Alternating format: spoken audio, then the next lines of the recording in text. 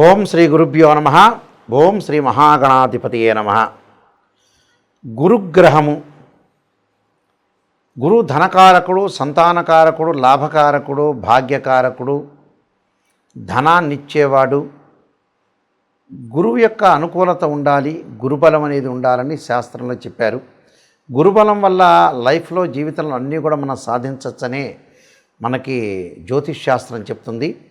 ముఖ్యంగా గురువు అతిచారంలోకి వెళ్ళటం. అతిచారం అంటే ఏమిటంటే ఉన్న రోజుల్లో ఒక రాశిలో ఎన్ని రోజులు ఉండాలో అన్ని రోజులు ఉండకుండా ముందు రాశిలోకి ప్రవేశం చేయటమనే దాన్ని అతిచారము అంటాం. అతిచారం ఎప్పుడవుతుంది?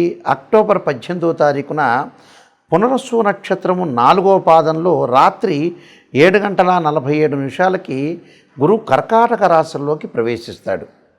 ప్రవేశించి 45 రోజుల పాటు కర్కాటక రాశిలో సంచారం చేసి డిసెంబర్ 5వ తారీఖు పునరస్సు నక్షత్రం 3వ పాదంలోకి సాయంత్రం పూట 5:25 మిథున రాశిలోకి తిరిగి మిథున రాశిలోకి వెళ్ళిపోతాడు.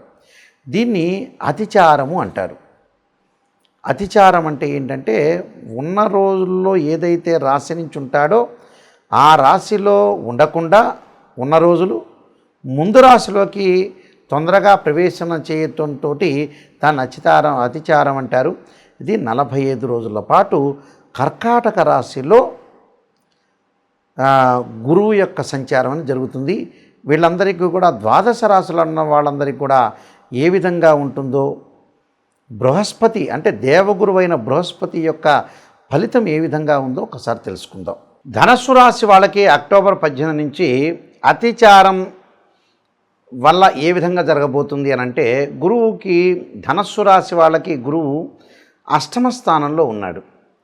అంటే రాశ్యాధిపతి చతుర్థాధిపతి అయిన గురువు అష్టమ స్థానంలో కర్కాటకంలో అతిచారం ఏర్పడటం వల్ల అది 8వ స్థానం వల్ల ఏ విధంగా ఉండబోతుంది.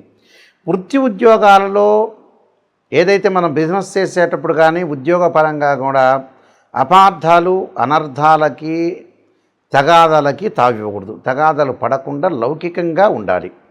అలానే క్రోధాలు తగ్గించుకోవాలి, కొంత కోపాన్ని తగ్గించుకోవాలి.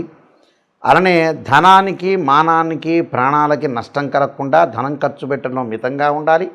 ఆరోగ్యపరంగా జాగ్రత్త ఉండాలి, ఎక్కడ నష్టం జరగకుండా. అలానే నేరారోపణలు రాకుండా చూసుకోవాలి. ఏ నేరము చేయలేదు అంటే నేరారోపణ రాదు. నేరం చేయకపోయినా కొంతమందికి నేరారోపణ వస్తుంది. అలాంటి విషయాలు జాగ్రత్త ఉండాలి. మనోవేదన, మానసికంగా కృంగిపోవద్దు. రుణాల విషయంలో కొంత జాగ్రత్తగా ఉండాలి. గృహమున యందు అనుకూలమైన వాతావరణాలు ప్రయత్నం చేసుకోవాలి రావటానికి. పై అధికారుల వల్ల ఒత్తిడి కలిగే అవకాశాలు ఉంటాయి. రుణ బాధలు ఇబ్బందులు కలగకుండా చూసుకోవాలి. అది ముఖ్యమైన విషయం. అయితే ఇక్కడ రాశ్యాధిపతి అయితే చతుర్థాధిపతి అయితే గురువు అష్టమంలో ఉన్నాడు. అష్టమంలో అంటే ఏం జరుగుతుందంటే చోరాగ్ని నుప్ర భీతచ్చ గాత్ర గాంభీర్య నాశనం అంటారు. అంటే చోరుల వల్ల అగ్ని వల్ల భయం కలిగే అవకాశాలు ఎక్కువ ఉంటాయి. రాజులు అంటే ఇప్పుడు రాజులు లేదు కానీ పై అధికారుల వల్ల భీతి, తేజోహాని, అదృష్టం లేకపోవటం, కొన్ని విఘ్నాలు జరిగే అవకాశాలు, అధైర్యంగా ఉండే అవకాశాలు అనేవి ఎక్కువ ఉంటాయి. కఠినంగా మాట్లాడటం వల్ల కూడా కొంత కోపం పెరిగే అవకాశాలు ఎక్కువ ఉంటాయి. ఇలాంటి ఫలితాలన్నీ కూడా రాకుండా మనం జాగ్రత్త పడతామని సూచన ఇది. ఇవన్నీ గోచారీత్యా చెప్పబడే ఫలితాలు. అగ్ని వల్ల కానీ, దొంగతనాల వల్ల కానీ, పై అధికారుల వల్ల కానీ ఇలాంటివన్నీ భీభత్సాలు జరగకుండా మనం కొంత కాలం అనేది కాటేస్తున్నప్పుడు ఆ కాలాన్ని ఆ కాటు వేపించకుండా ఉండాలి మనం. కాబట్టి భగవంతుడి యొక్క ఆరాధన చేయాలి. ఇవన్నీ జరగకుండా చూసుకోవడం చాలా ఇంపార్టెంట్. నేను కొన్ని రెమెడీస్ అనేవి చెప్పబోతున్నా. ఆ రెమెడీస్ మీరు పాటించండి, మీకు మంచి జరిగే అవకాశం ఖచ్చితంగా ఉంటుంది. గురువు మనము చెప్పుకున్నట్టుగా సంతానాన్ని ఇచ్చేవాడు. ఆ గురువు యొక్క అనుకూలత ఉంటే ఉద్యోగం కానీ, విద్య యందు కానీ, సంపదన కానీ, సంపద సృష్టించటం కానీ, సంపద ఏర్పరచటం కానీ, ఆర్థిక పరంగా తనతో పాటు మనతో పాటు నలుగురు జీవించటం, నలుగురికి భోజనం పెట్టడము, ఇలాంటివన్నీ కూడా గురుగ్రహం యొక్క అనుకూలత ఉంటేనే మనం ముందుకు వెళ్ళగలుగుతాం. గురువు అనుకూలంగా లేదనుకోండి మనం బాగుపడలేము, మన ద్వారా ఎదుటి వాళ్ళు కూడా పెద్దగా బాగుపడే అవకాశం అనేది లేదు. కాబట్టి గురువు మనకి ఏదైతే ఇవన్నీ కూడా మనం చెప్పే గోచారీత్యే కాకుండా జన్మజాతకంలో కూడా నిజంగా గురువు ఎక్కడున్నాడని చూసుకోవాలి. ఎలా తెలుస్తుంది మనకి? చాలామంది కూడా తెలియదు. ఓన్లీ గోచారం అనేది 20% మాత్రమే రిజల్ట్స్ ఇస్తుంది. 20% సపోర్ట్. ఎంతవరకు సపోర్టు? మనం ఎంత కృషి చేసినా ఆవగిందంత అదృష్టం ఉండాలంటాం మనం. అంటే ఆ అదృష్టమే గోచారం అని అర్థం. గోచారం ఎప్పుడు కూడా 20% మాత్రమే రిజల్ట్స్ ఇస్తుంది. ఇదే కేవలం జరుగుతుందనే పాయింట్ మీద అనుకోవద్దండి. ఎందుకంటే ప్రేక్షకులందరికీ కూడా, వీక్షకులందరికీ కూడా క్లియర్గా గోచారం this is the transitive system అంటారు. ఈ ట్రాన్సిటివ్ సిస్టమ్ అనేది 20% మాత్రం రిజల్ట్స్ ఇచ్చే అవకాశం అనేది ఒకటి ఉంటుంది. వ్యక్తిగత జాతకమే చాలా ఇంపార్టెంట్. వ్యక్తిగత జాతకంలో ఎవరికైతే గురువు 6, 8, 12 స్థానాల్లో ఉన్న వ్యక్తిగత జాతకంలో వాళ్ళ బర్త్ చార్ట్లో, అలానే గురువు రాహుతో కలిసిన, కేతువుతో కలిసిన, అలానే గురుశనుల యొక్క కలయిక కానీ కలిస్తే కొన్ని ఇబ్బందులు కలిగే సూచనలు అనేవి బాగా ఎక్కువ ఉంటాయి. అంటే గురువు అశ్విని, మఖ, మూలా నక్షత్రాల్లో ఉండకూడదు. గురువు ఆరుద్ర, స్వాతి, శతభిష నక్షత్రంలో ఉండకూడదు. అలానే గురువు పుష్యమి, అనురాధ, ఉత్తరాభాద్ర నక్షత్రంలో కూడా ఉండకూడదు. ఉంటే ఏం జరుగుతుంది? ఫైనాన్షియల్ పరంగా పొజిషన్ అనేది బాగలేకపోవటం, ఎంత ప్రయత్నం చేసినా కూడా ఫైనాన్షియల్ పరంగా ఇబ్బందులు, ఎకనామిక్ క్రైసిస్ వచ్చే అవకాశాలు ఎక్కువగా ఉంటాయి.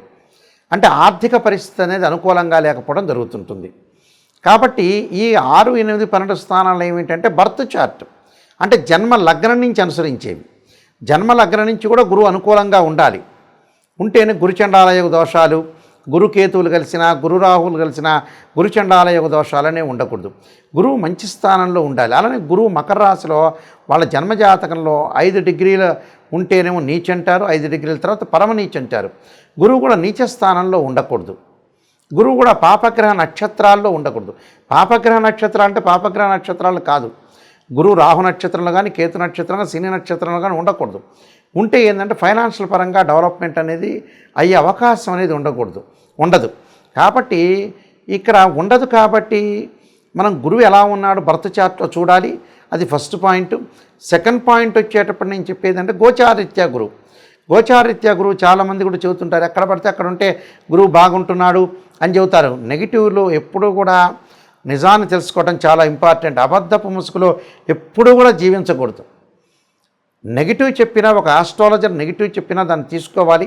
దానికి ఒక పరిష్కార మార్గాలు ఉంటాయి. ఆందోళన చెందాల్సిన పని లేదు. ప్రతిదానికి కూడా ఒక సొల్యూషన్ అనేది ఉంటుంది. గోచారీత్యా మూల సూత్రం ఏం చెప్పారు?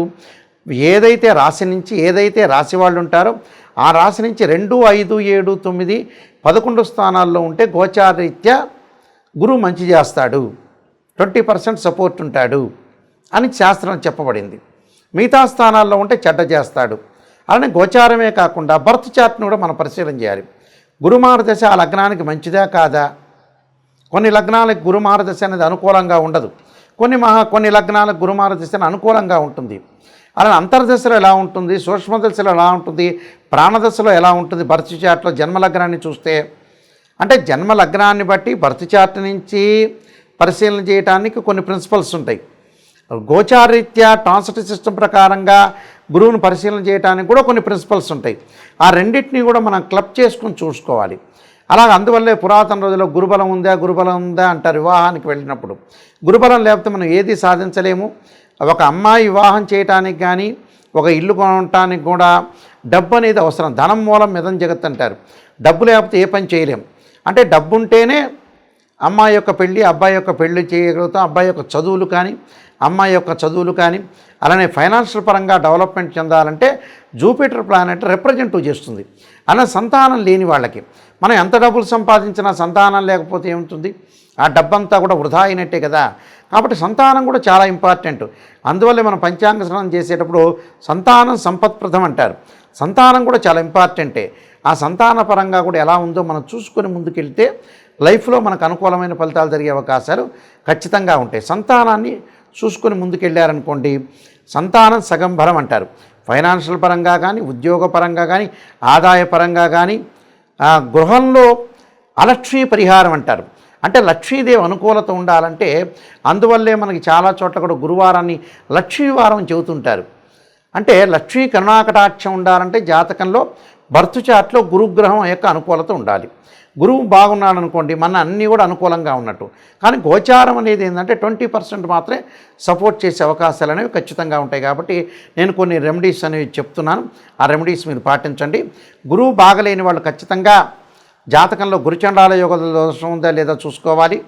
బృహస్పతి జపం చేసుకోవాలి.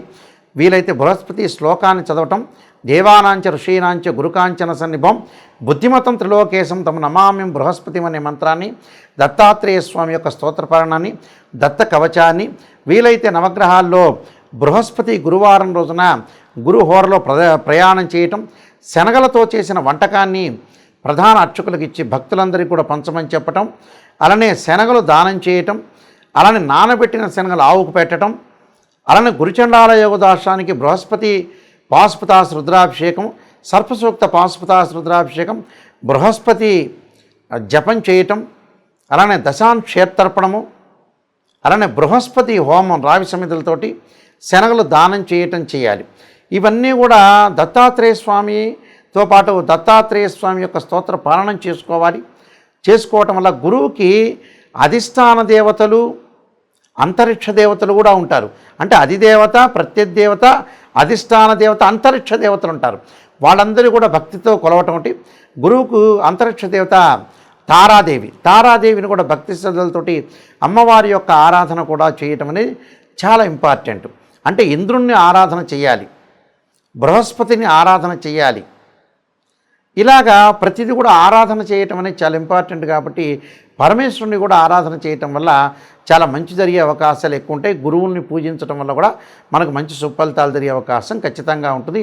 మీ అందరికీ కూడా గురువు యొక్క అనుకూలత ఉండాలి, అనుగ్రహం అనేది కలగాలని ఆశిస్తూ, మీ అందరికీ కూడా మంచి జరగాలని ఆశిస్తూ సర్వే జనా సుఖినో భవంతు.